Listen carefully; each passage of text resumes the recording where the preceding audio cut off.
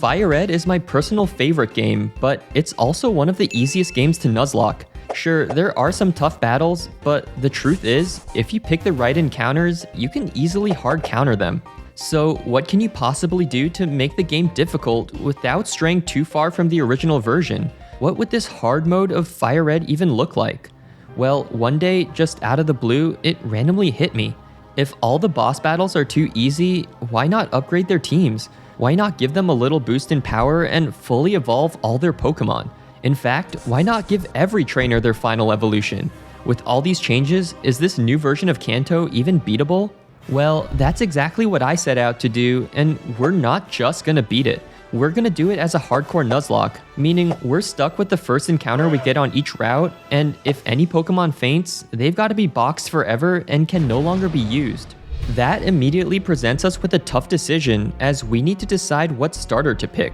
Since I was streaming this attempt, the chat and I decided that Bulbasaur would be a strong pick. Not only do we have a positive matchup into the first hurdle of the run, but since all the enemies will be fully evolved, we can take advantage of their higher HP stats to get even more recovery from Leech Seed. We name him Borgir, and with our little partner by our side, our Nuzlocke journey has officially begun as the two of us set out to make a name for ourselves in this new, unfamiliar Kanto. But we don't even make it out of the professor's lab as our rival challenges us to a battle, and even though he was just a Charmander a few seconds ago, Blue starts our very first battle by sending out his starter Charizard. And since movesets are updated, Charizard actually starts with Ember at level 1, meaning this battle is literally impossible to win. So we end up getting torched, but since the actual Nuzlocke doesn't start until we pick up Pokeballs, we can still pick ourselves up and rebuild. On the bright side, all the encounters are unchanged, so we can grab a Pidgey on Route 1, affectionately named KFC, and also a Spearow on Route 22, who got the nickname Chick-fil-A. If these birds end up going down, then we've got ourselves a nice dinner tonight, but let's hope it doesn't get to that point. Moving on to the next route, we accidentally crit our encounter, losing out on Rattata, but we were able to redeem ourselves with a Weedle in Viridian Forest named Butterdog. Butter dog, the dog with the butter. These are the only 4 guys we can catch for now, so I gave them some levels on the bug catchers here as our flying types easily countered their now fully evolved bug types. And we even got a final evolution as Butter evolves into Beedrill. This is the furthest we can evolve our team, which is great because we've got our first major obstacle of the run. Our rival Blue greets us on Route 22, challenging us to a battle as he starts with his newly caught Pidgeot. I'm starting with Borgir, and our strategy is pretty simple.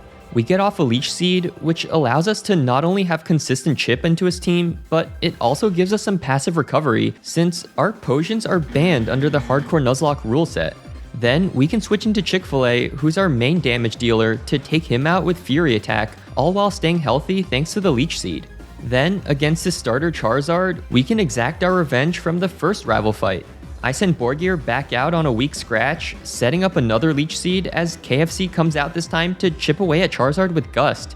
Then, a few turns later, Charizard's been completely drained as he goes down, meaning our revenge has been enacted and the first rival battle is out of the way.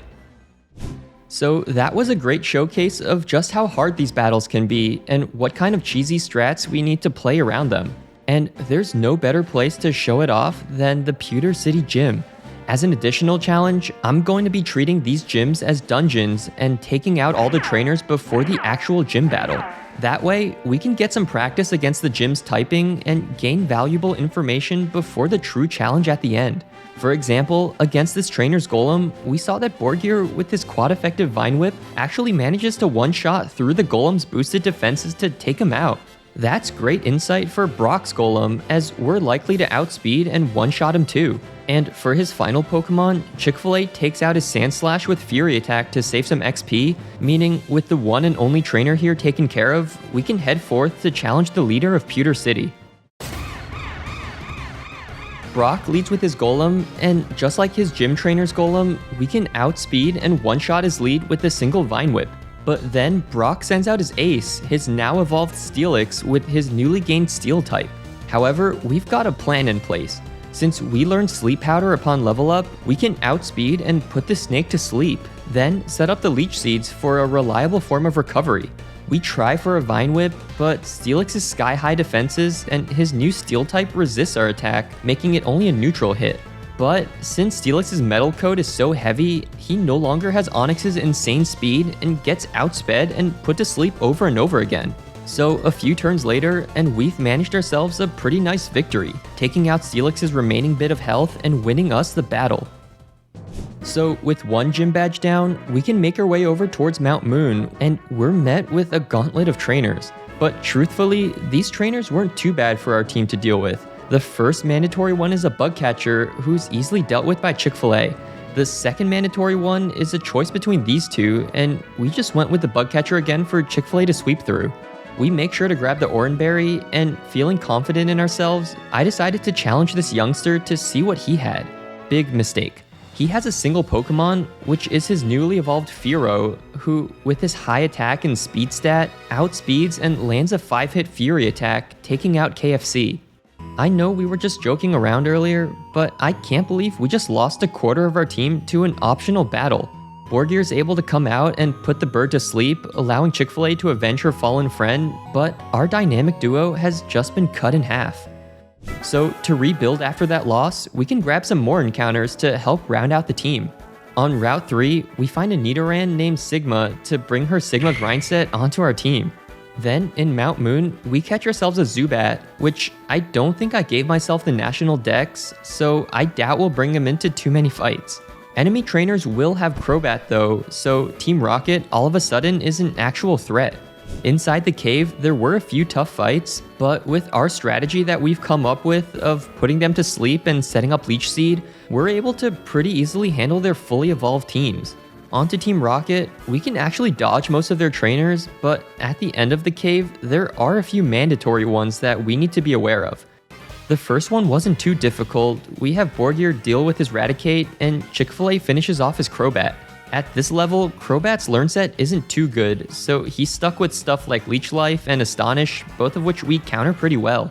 But the second mandatory battle here is actually a legitimate challenge. Super Nerd Miguel here has a bulky team that also hits decently hard. He leads with Muck as we start by going for our favorite strategy of Sleep Powder plus Leech Seed. But after switching into Chick-fil-A, Muck demonstrates just how strong he is by going for a pound, taking out nearly half our health. We manage to finish him off, but he immediately sends out his Electrode.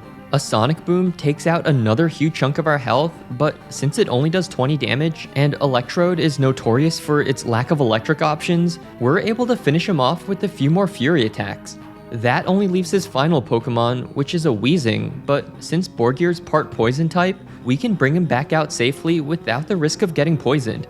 Then, by going for a Sleep Powder plus Leech Seed strats, we're able to immobilize him and take him out a few turns later. So, although these battles are pretty tough stat-wise, we're able to maneuver our way through with our own strategies.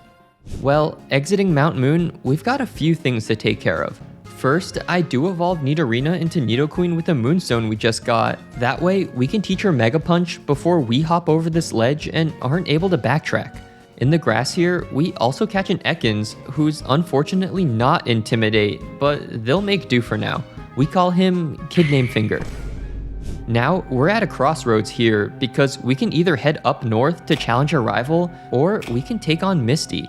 I decided to knock out the gym first, not because I thought it was easier, but because I wasn't sure if we could beat our rival.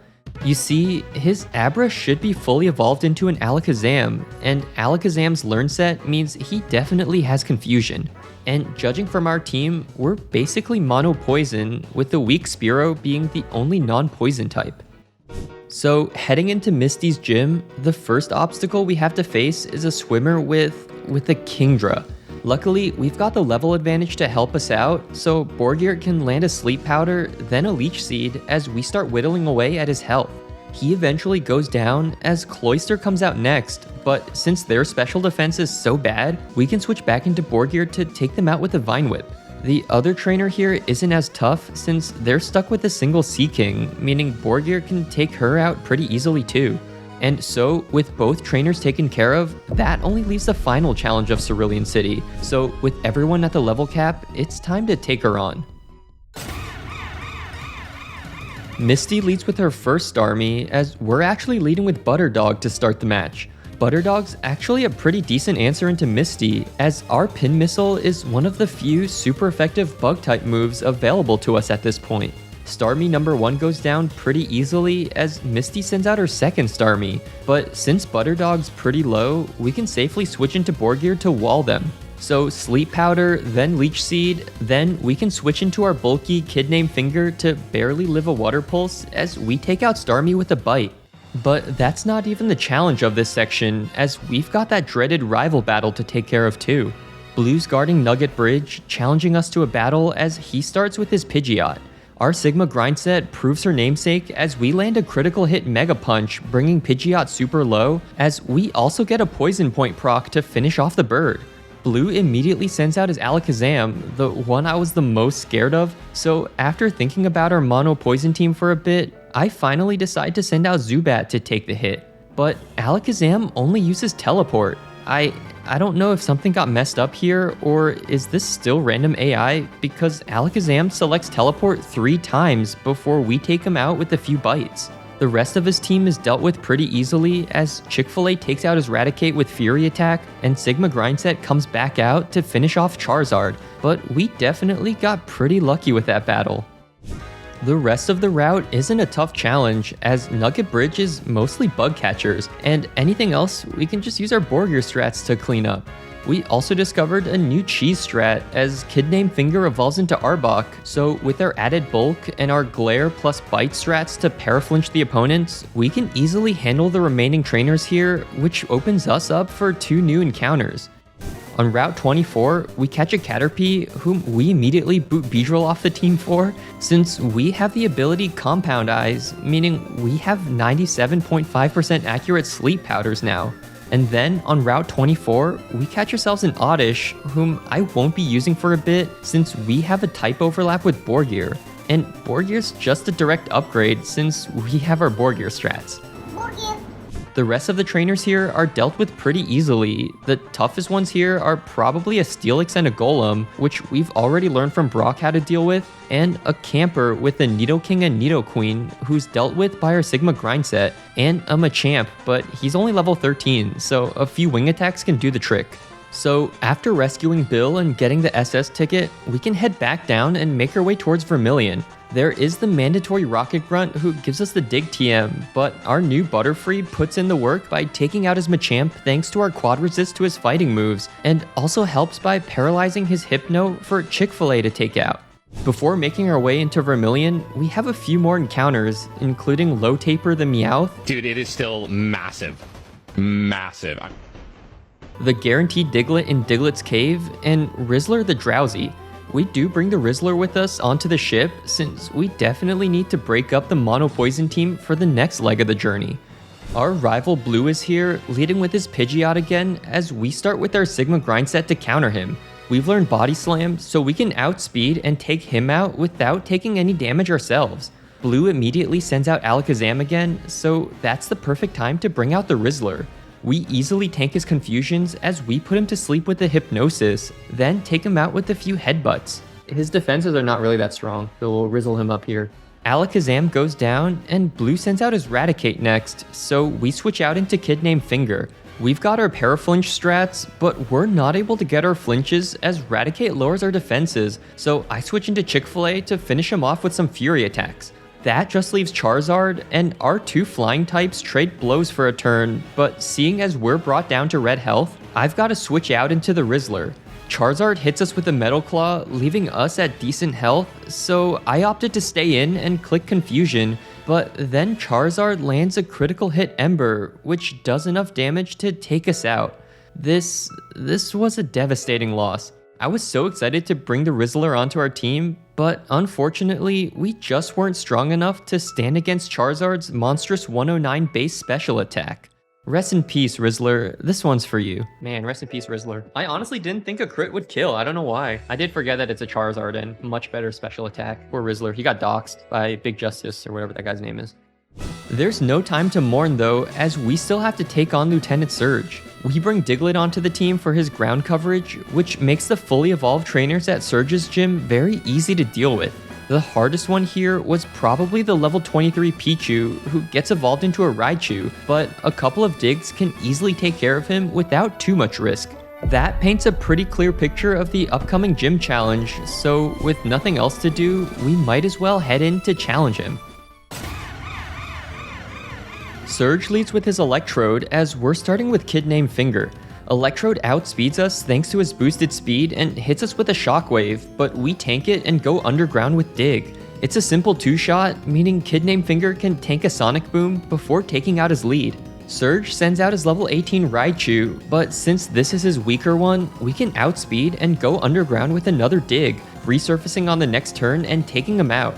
That only leaves his actual final Pokemon, his level 24 Raichu, and he actually outspeeds and starts setting up with Double Team. We do connect with the Dig, but since he's +2 evasion, I decide to switch into our Sigma Grind set to be immune to his Shockwaves. This also means his only other attacking move, Quick Attack, can proc our Poison Point, just in case the evasion gets out of hand, but we just connect with a Body Slam to finish off his ace, meaning we've just won the battle as we collect our 3rd gym badge.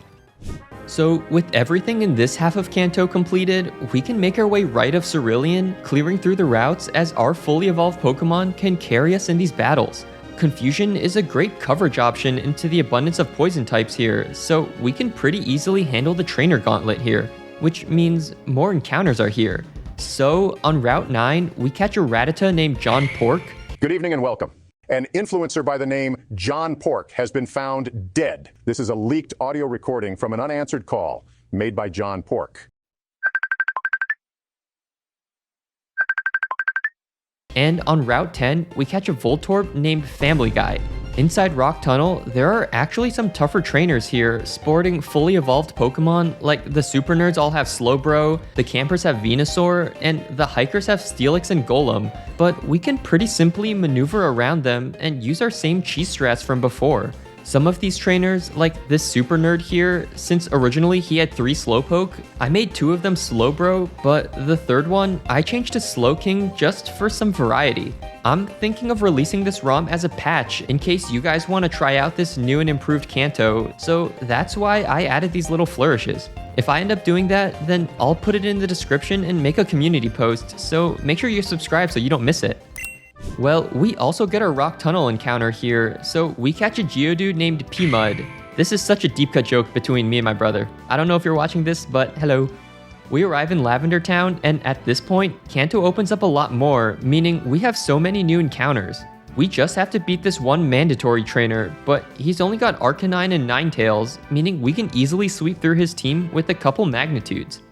As for our encounters, we can grab a couple on our way over to Celadon, including a Growlithe on Route 8 named Smurfcat, and a Doduo on Route 16 named GTA 6. And since Celadon gives us access to the Elemental Stones, we can bring our newly evolved Smurfcat to demolish the grass trainers here. They only have Pokemon like Victreebel again. Okay, there's some variety. We've got Exeggutor, Venusaur, Victreebel again. There's a lot of campers here, and they love spamming Bellsprout, so that's probably why. But with our Smurfcat and Chick-fil-A combo, we can very easily handle these guys before heading in to challenge the leader herself. Erika leads with Victreebel, and unfortunately, since Tangrowth isn't in the game yet, her team is technically already fully evolved. Smurfcat comes out and one-shots Victreebel, then one-shots Tankala, and then finally one-shots Vileplume. I know it's a little underwhelming, but the truth is, Growlithe evolved with the Firestone and with the Flamethrower TM from the Game Corner is basically a guaranteed free win for this badge.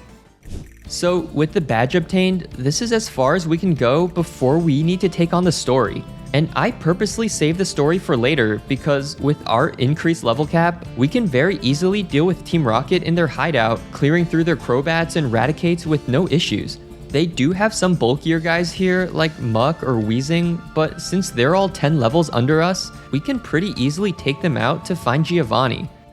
Now, despite his lower levels, Giovanni's actually got a decent team when they're all fully evolved, as he leads the battle with the Steelix. We're leading with Borgir to do our cheese strats, so after setting up a Leech Seed and putting him to sleep, we can switch into Smurfcat to hit him with a super effective Flamethrower to take him out. Giovanni sends out his now fully evolved Rhydon, which we definitely can't stay in on, so I switch into Borgir to take him out. And then the last guy is his Kangaskhan, so we can just set up a Leech Seed again and switch into our Sigma Grind set to finish him off, letting us navigate around this battle as we can head into the mid-game. With the Sylph Scope now in our possession, we can make our way back to Lavender Town to rescue Mr. Fuji.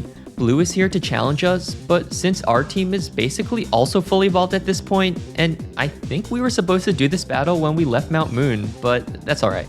We can hold our own perfectly fine as Smurfcat handles half his team, taking out Pidgeot, his Exeggutor, and his scary Alakazam, who is only level 20. Yeah, this is definitely supposed to be before Erika, but since Kanto opens up now, it's all fair game, baby. Well, to finish off the battle, our Sigma Grind set takes out his Gyarados and Charizard, letting us defeat Blue and storm the tower, catching ourselves a Ghastly on the way up named Chungus, just in case we were evolving later on, and also taking out all the trainers here. They all have Gengars to help us practice for Agatha later on, but our part normal type Fearow can help us easily navigate around them. The Rocket Grunts at the top aren't much of a threat either, with the toughest opponents here being Crobat, Weezing, Hypno. It's not too difficult to clear through them with our fully evolved team members. So, with Mr. Fuji rescued, we can wake up the sleeping Snorlax, catching him and naming him Boogie. And when you Google my name, you might see rumors that I beat my ex-wife and I am also a pedophile. As we head through the routes towards Fuchsia City, there are a few more encounters on the way there, including a Venonat on Route 13 named Ohio, as well as a Ditto on Route 14 named Baby Gronk. Some of these nicknames are pretty stupid at this point, I'm just gonna warn ya. Inside the Safari Zone, we get a Rhyhorn named Gritty, and also south of Fuchsia, we fish up a Horsea named Glizzy. If there's any Pokemon designed for eating Glizzies, it's definitely Horsea. Thank you for over 160 Glizzies and doing Glizzy overdrive. And that's basically it for our encounters. Here's a quick overview of the box as we choose our best candidates to take on Koga. We settled on Horsea and Rhyhorn mainly because Koga and Sabrina have the same level cap, meaning if someone overlevels in this fight, we can't bring them to the next one. And with all the Sylph Co storyline to go through, we still have a bit to go. So we went in at around level 40, which was perfect because our new team member Glizzy evolves into Seadra at level 32, and then we can even trade over to get a Kingdra, meaning despite our lower levels, we'll be well adjusted in the stat department. Koga leads with his fully evolved Weezing, but Glizzy can come out and deal huge damage with Surf, taking out Weezing in 2 hits, before getting some damage on Muck. We switch into Smurfcat to take him out with a flamethrower, as well as his second Weezing, and unfortunately, since Koga's team, for whatever reason, has 2 coughing, we also switch into Borgir to sap away at his third Weezing, letting Kid Named Finger switch in to wall his sludge attacks, making for a very simple badge number 5. Now, in between Koga and Sabrina, I like to break up the pacing a bit by doing the Sylph Co storyline, so we can head in to clear through Team Rocket. There's a rival battle on the way up, but we came in prepared. Gritty takes care of his lead Pidgeot with Rock Blast, as Pidgeot can't touch our rock typing, and this immediately baits out Exeggutor, but we can switch into Smurfcat to counter him with Flamethrower. Exeggutor goes down, and Blue sends out Alakazam next, which can be pretty scary, but we actually do more damage with the Stab Flamethrower than we would with a super effective Bite, so we can stay in and trade blows until we take him out. Gyarados comes out next, but we bring out Borgir to start our Leech Seed strats again. Eventually, Kid Named Finger comes out to finish him off, leaving only his ace Charizard. Now, here I made a huge mistake, as I kept Kid Named Finger in to land a Toxic, but that means we need to eat a huge Flamethrower. We actually survive on 5 HP because Kid Named Finger is the GOAT, but Charizard lands the 10% burn. A crazy clutch survive, completely ruined thanks to the 10% chance to cause a burn, but Kid Named Finger counters back. We were never Intimidate Arbok, we were Shed Skin. What was once a bad encounter now comes back as Kid Named Finger shakes off the burn. We've just survived this encounter, letting us switch out into Gritty for the Rock Stab. We eat a Wing Attack, but Charizard outspeeds us and nails us with a Flamethrower. We're brought down to literally 1 HP as Gritty luckily connects with the Rock Blast, finishing off his ace before he can take any lives. And the final boss of this section is somehow even easier than his last appearance, as we head upstairs to confront Giovanni. He's holding the Sylph CEO as a hostage, a real champion of the working class, but we still need to take him out. Borgir outstalls his lead Nidoking and saps away at his health with Leech Seed. Then, against his Nidoqueen, we do the exact same thing. And lastly, against his Kangaskhan, who's basically unchanged from the last encounter, we just have our Sigma grind set take him out with Double Kick. Giovanni's got his last Pokemon, his scary Rhydon, but we've got our Glizzy to hit him with the quad effective Surf, one-shotting him as we clear through this part of the story. And that only leaves Sabrina left to take on to finish off the Saffron part of the game. So with everything ready, including evolving Gritty into his final form, we can head in to take her on. She leads with Alakazam, but our Smurfcat can do a pretty good job of countering her psychic types. We've got decent special defense, as well as a pretty good special attack, so we can fire off a couple flamethrowers on her lead to take him out. Mr. Mime comes out next, but we actually crit a flamethrower to take him out. Venomoth is of course a one-shot, leaving only her ace Alakazam. But our flamethrowers are just too strong, being a simple two-shot into her ace as Alakazam only sets up a Calm Mind. So one more hit and Alakazam goes down, letting us collect our 6th gym badge.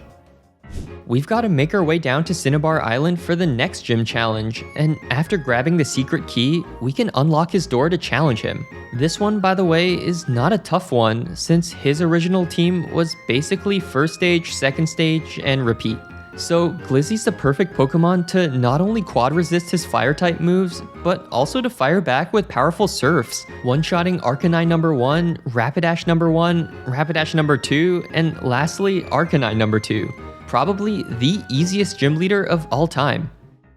And speaking of easy fights, we've got to finish off Giovanni, whose team probably benefits the most from our changes. He leads with his fully evolved Rhydon, as we're starting with Glizzy, but we can just outspeed and connect with the quad effective Surf to take him out. The rest of his team, including Dugtrio, Nidoqueen, Nidoking, and his second Rhydon, all get taken out by a single Surf apiece, meaning we've just gotten ourselves our 8th and final gym badge, with only one final challenge to face. We can start making our way over to the Elite Four, taking out our rival, and making our way through the badge checkers. Honestly, this rival battle isn't anything crazy, and it's basically the same as a champion battle, so I'll put a pin in this for now. We do get a couple more encounters on the way to the Elite Four, that being a Magnemite in the power plant named Walta, a very late Machop in Victory Road called Fortnite Battle Pass, I just shit out my ass, and lastly, a Psyduck on Route 23 named FNAF. Which, okay, I was watching back my recording trying to figure out why I called it FNAF. It's because Chica. Because Psyduck looks like Chica. So, boom, FNAF. She is such a bad bitch though. I will fuck the shit out of that robot. And so, with Victory Road cleared through, we got the team leveled up to match the Elite Four's level cap at level 60. That means the final champion fight against our rival will put us at a slight disadvantage, but I think our team's got it covered. We're sticking with the same team, so with everything else prepared, it's time to head in and take on the final challenge of Kanto. Our first opponent is Lorelei, who leads with Dugong, but our Borgir's totally prepared. We can very easily sweep through her team of part water types, taking out her Dugong as well as her follow-up Slowbro with a few hits. Lapras comes out, and to play around the higher special bulk, we even outspeed to put them to sleep with Sleep Powder before taking her out with a few more Giga Drains as well. But as Lorelei sends out her Jinx, we've got to switch into Smurfcat to take her out with a super effective Flamethrower, as well as her follow-up Cloyster, meaning we've just cleared through the first battle without much difficulty. Next on our hit list is Bruno, whose team actually gets a little bump from being fully evolved. He leads with Steelix, but this is a matchup as old as time, as we lead with Borgir to put him to sleep with Sleep Powder, then start draining his HP with Leech Seed. The leftovers provides a double healing, meaning we can put Steelix back to sleep and finish him off on the next turn with Glizzy. Bruno then sends out a second Steelix, I'm really not sure why, so we can quickly clean that up too. In fact, Glizzy can take out the rest of Bruno's team too, single-handedly knocking out Hitmonchan, Hitmonlee, and Machamp for a simple cleanup, making that 2 down with 2 to go. By the way, this is totally unrelated, but I noticed that Bruno always turns to face another direction after you talk to him. I don't think I've ever noticed this, but yeah, no matter which direction we try, he looks away from us when he finishes talking, maybe to avoid eye contact. Either way, it's a really cool thing they added that probably went largely unnoticed. Our third opponent is Agatha, who leads with Gengar as we're starting with Gritty. Agatha's team also gets a nice upgrade, so it's up to Gritty to hold strong. We get Toxic Poisoned immediately as we just miss a Rock Slide, and Gengar even takes this opportunity to start stacking double teams. Fortunately, we are able to connect with an attack, and then we can switch into Smurfcat on the turn Agatha heals. Smurfcat is the absolute GOAT as he connects with the Flamethrower, even getting the 10% burn to finish off her lead. Her newly evolved Crobat comes out, but we can switch into Glizzy to take her out with a few Ice Beams. Third up is her Arbok, but since we're pretty healthy, we can stay in and use a couple Surfs to clean up. Then, against her other Gengar, we switch back into Smurfcat to take her out with a Flamethrower, and lastly, her third Gengar is taken out by a couple Flamethrowers too, meaning despite the redundant team thanks to Kanto's lack of Ghost types, we're able to clear through her triple Gengar and move on to the final Elite Four member. Lance is waiting for us in his fancy room, but we came in prepared. He leads with Gyarados, but a quad-effective Thunderbolt from our Sigma grind set one-shots his lead before he even has a chance to move. Then his follow-up Aerodactyl is two-shot with Ice Beam, so we can take him out without taking too much damage. And here's where the fun part is, as we're also able to outspeed his bulkier Dragonites, firing off a quad-effective Ice Beam for a simple one-shot. His two Dragonairs, now fully evolved into Dragonite to gain another Ice weakness, also get outsped and one-shot by an Ice Beam, meaning our Sigma grind set has just single-handedly taken out the final Elite Four member, completely trivializing his Dragon types as we can march in to take on the final challenge of the run. Blue stands in our way, leading the battle as he always does with his Pidgeot, as we're starting with Gritty. Pidgeot foolishly goes for a weak Aerial Ace as we fire back with the powerful Rock Slide, blasting the bird out of the sky for the one-shot.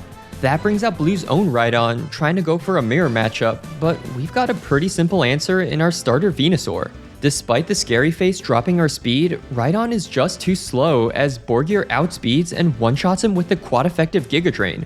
Blue sends out Alakazam next, so we've got to switch out into Smurfcat to handle him. Our Flamethrower proves to be a two-shot, while Alakazam fires back with a powerful Psychic, even dropping our special defense, but one more Flamethrower and Alakazam is taken care of. That's half his team taken care of, as Blue sends out Gyarados next, but my GOAT, our kid named Finger, comes out and goes for my cheesiest strategy yet. We started off the run with our Glare and Bite Paraflinch strats, but we've upgraded since then. We tag Gyarados with the Toxic, badly poisoning him as he only fires back with a weak Dragon Rage. So a couple rounds of spamming Protect, even wasting the turn going underground with Dig, lets us eventually take out his Gyarados as we outlast him, in part thanks to our held leftovers keeping us healthy. Gyarados goes down as Blue sends out his fifth team member, his Exeggutor, to target us on the special side. I bring Smurfcat back out, dodging a Sleep Powder as we one-shot his tree with a single Flamethrower. And that only leaves his ace Charizard as his last remaining Pokemon, hitting the field at level 63, and this is it.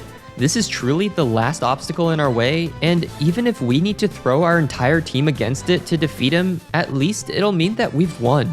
First, I switch into Gritty, but Charizard goes for a powerful Fire Blast, landing and dealing a ton of damage for a resisted hit. This was the same matchup we had in Silphco, but this time, Gritty's learned his lesson. With our feet planted, Gritty braces for the next hit, and we survive on 21 HP. We fire back with the quad-effective Rock Slide, connecting for huge damage as we fell his Dragon, taking out his final Pokemon and winning us the final champion battle. And that is how I beat this impossible version of Pokemon FireRed when all the enemies are fully evolved. Moral of the story, honestly, evolutions and base stats aren't everything. A big part of those tough battles all came down to our strategies and move pools. Honestly, it wasn't too difficult. The only real challenge was the early game, but you can make good decisions to help your run, like choosing the right Pokemon and avoiding unnecessary trainer battles. I think once we passed the mid-game point, the game was basically vanilla FireRed, but there were a few small changes like Golbats or Onixes getting upgraded, so it still felt like a hardcore remixed version of FireRed. I'm thinking to release this game if there's enough demand for it, so if you guys want to try it for yourself, definitely let me know. I'll put it in the description and make a community post if I do that, so make sure you're subscribed so you won't miss it. If you want to see another hard challenge, you can click here for one of my manga Nuzlocks. The manga teams are pretty much all garbage, so they're definitely a tough challenge. Alright, that's all from me. I really hope you guys enjoyed this one. I'll catch you all in the next video. Peace.